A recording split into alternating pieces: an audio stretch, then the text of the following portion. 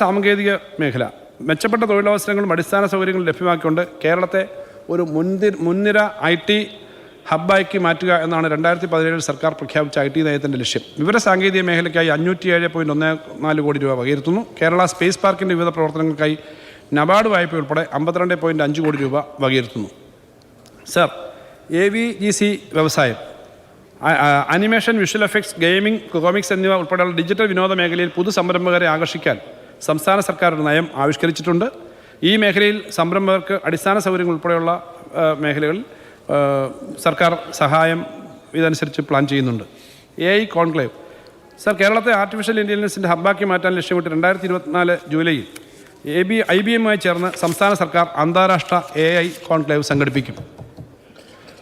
Sir, robotics hub, ഉന്നത വിദ്യാഭ്യാസ ഗവേഷണ സ്ഥാപനങ്ങളും റോബോട്ടിക്സ് കമ്പനികളുമായി ചേർന്ന് കേരളത്തെ റോബോട്ടിക്സ് ഹബ്ബാക്കി മാറ്റാനുള്ള കർമ്മപദ്ധതി തയ്യാറാക്കാൻ 2024 ആഗസ്റ്റ് മാസത്തിൽ റൗണ്ട് ടേബിൾ മീറ്റിംഗ് സംഘടിപ്പിക്കും. കേരള സ്റ്റേറ്റ് ഇൻഫർമേഷൻ ടെക്നോളജി മിഷൻ്റെ പ്രവർത്തനത്തിന് 117.18 കോടി രൂപ വകയിരുത്തുന്നു. സ്റ്റേറ്റ് ഡാറ്റാ സെൻറ്ററിന് 47 കോടി രൂപ വകയിരുത്തുന്നു. കേശവാനിന് വേണ്ടി 12 കോടി വകയിരുത്തുന്നു. സർ, സംസ്ഥാനത്താകെ 2000 വൈഫൈ ഹോട്ട്സ്പോട്ടുകൾ കൂടി സ്ഥാപിക്കുന്നതിനായി 25 കോടി രൂപ വകയിരുത്തുന്നു. സർ, ഡിജിറ്റൽ യൂണിവേഴ്സിറ്റിക്ക് 23.51 കോടിയും IITMKയ്ക്ക് 18.95 കോടി രൂപയും വകയിരുത്തുന്നു. സർ, ഗ്രഫീൻ അധിഷ്ഠിത ഉൽപ്പന്നങ്ങൾ വികസിപ്പിച്ചെടുക്കാനുള്ള ഒരു വലിയ pre production centre carborundum universal ലിമിറ്റഡിൻ്റെ സഹകരണത്തോടെ 260 കോടി രൂപ ചെലവിൽ ഒറ്റപ്പാലത്ത് സ്ഥാപിക്കും. ടെക്നോ പാർക്കിൻ്റെ വികസന പ്രവർത്തനങ്ങൾക്കായി 27.47 കോടി രൂപ, ഇൻഫോ പാർക്കിൻ്റെ പ്രവർത്തനത്തിന് 26.70 കോടി രൂപ, സൈബർ പാർക്കിന് വേണ്ടി 12.8 കോടി രൂപയും വകയിരുത്തുന്നു. സംസ്ഥാനത്തെ IT മേഖലയിലെ അടിസ്ഥാന സൗകര്യ വികസനത്തിനായി പ്രവർത്തിച്ചു വരുന്ന Kerala state information technology infrastructure ലിമിറ്റഡിൻ്റെ 24-25 വർഷത്തെ പ്രവർത്തനങ്ങൾക്കായി 119.91 കോടി രൂപ വകയിരുത്തുന്നു. കേരള സ്റ്റാർട്ടപ്പ് മിഷൻ പ്രവർത്തനങ്ങൾക്കായി 90.52 കോടി രൂപ വകയിരുത്തുന്നു. ഇതിൽ 20 കോടി രൂപ കളമശ്ശേരി കിൻഫ്ര ഹൈടെക് പാർക്കിൽ ടെക്നോളജി ഇന്നൊവേഷൻ സോൺ സ്ഥാപിക്കുന്നതിനും 70.52 കോടി രൂപ യുവജന സംരംഭകത്വ വികസന പരിപാടികൾക്കുമായിരിക്കും.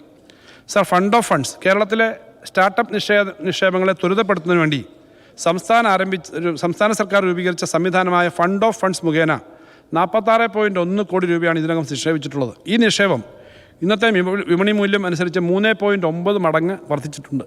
ഇത്തരം നിക്ഷേപ സാധ്യതകൾ കണക്കിലെടുത്ത് ബജറ്റിൽ ഫണ്ട് ഓഫ് ഫണ്ട്സ് ഇനത്തിൽ 20 കോടി രൂപ വകയിരുത്തുന്നു. സ്റ്റാർട്ടപ്പ് സ്ഥാപനങ്ങളിൽ ഓഹരി നിക്ഷേപം നടത്തുന്നതിനുള്ള സാധ്യതകളും ഭാവിയിൽ പരിഗണിക്കുന്നതാണ്. ഗതാഗതവും വാർത്താവിനിമയവും, സർ, ഗതാഗത മേഖലയിലെ പ്രധാന വികസന പദ്ധതികൾക്കായി 1976.04 കോടി രൂപ വകയിരുത്തുന്നു. 2017 കേരള മാരിടൈം ബോർഡ് ആക്ട് നിലവിൽ വന്നതോടുകൂടി ചെറുകിട തുറമുഖങ്ങളുടെ ഭരണനിർവഹണവും വികസന പ്രവർത്തനങ്ങളും കേരള മാരിടൈം ബോർഡാണ് നിർവഹിക്കുന്നത്. തുറമുഖങ്ങൾക്കും ലൈറ്റ് ഹൗസുകൾക്കും കപ്പൽ ഗതാഗതത്തിനുമായി 73.72 കോടി രൂപ മാറ്റിവെക്കുന്നു.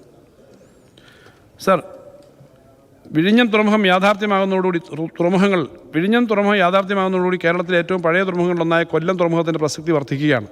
കൊല്ലം തുറമുഖത്തിന് ഇൻ്റർനാഷണൽ മാരിടൈം ഓർഗനൈസേഷൻ അനുശാസിക്കുന്ന ICPS കോഡ് സർട്ടിഫിക്കേഷൻ ഇതിനകം തന്നെ ലഭിച്ചു കഴിഞ്ഞിട്ടുണ്ട്. കസ്റ്റംസ് ക്ലിയറൻസും എമിഗ്രേഷൻ ചെക്ക് പോയിൻറ്റും സ്റ്റാറ്റസും ലഭിക്കുന്നതിനുള്ള നടപടികൾ അന്തിമഘട്ടത്തിലാണ്. 7.3 മീറ്റർ പ്രകൃതിദത്ത ആഴമുള്ള കൊല്ലം തുറമുഖത്തിൻ്റെ ആഴം കൂട്ടിയും പുതിയ വാർഫുകൾ നിർമ്മിച്ചും മറ്റ് അനുബന്ധ പശ്ചാത്തല സൗകര്യങ്ങൾ ഒരുക്കിയും കൊല്ലം തുറമുഖത്തെ ഏറ്റവും പ്രധാനപ്പെട്ട നോൺ മേജർ തുറമുഖമാക്കാനാണ് സർക്കാർ പരിപാടിയിടുന്നത്. ചരക്ക് നീക്കത്തിനും ഗതാഗതത്തിനും വിനോദസഞ്ചാരത്തിനും ഊന്നൽ നൽകിക്കൊണ്ട് അഴീക്കൽ, ബേപ്പൂർ, കൊല്ലം, ആലപ്പുഴ, പൊന്നാനി തുറമുഖങ്ങളുടെ സമഗ്രമായ അടിസ്ഥാന സൗകര്യ വികസനത്തിനായി 39.2 കോടി രൂപ വകയിരുത്തുന്നു. സർ, ചെറുകിട തുറമുഖങ്ങൾ നീണ്ടകര, വലിയതുറ, കായംകുളം, മനക്കോടം അങ്ങനെയുള്ള ചെറുകിട തുറമുഖങ്ങൾക്കായിട്ട് 5 കോടി രൂപ വകയിരുത്തുന്നു. സർ, ഉത്തര കേരളത്തിനും ദക്ഷിണ കർണാടക മേഖലയ്ക്കും പ്രയോജനം ലഭിക്കുന്നതിനായിട്ട് നടത്തുന്ന മലബാർ അന്താരാഷ്ട്ര തുറമുഖം ഗ്രീൻഫീൽഡ് തുറമുഖത്തിൻ്റെ പ്രവർത്തനത്തിനായി 9.65 കോടി രൂപ വകയിരുത്തുന്നു.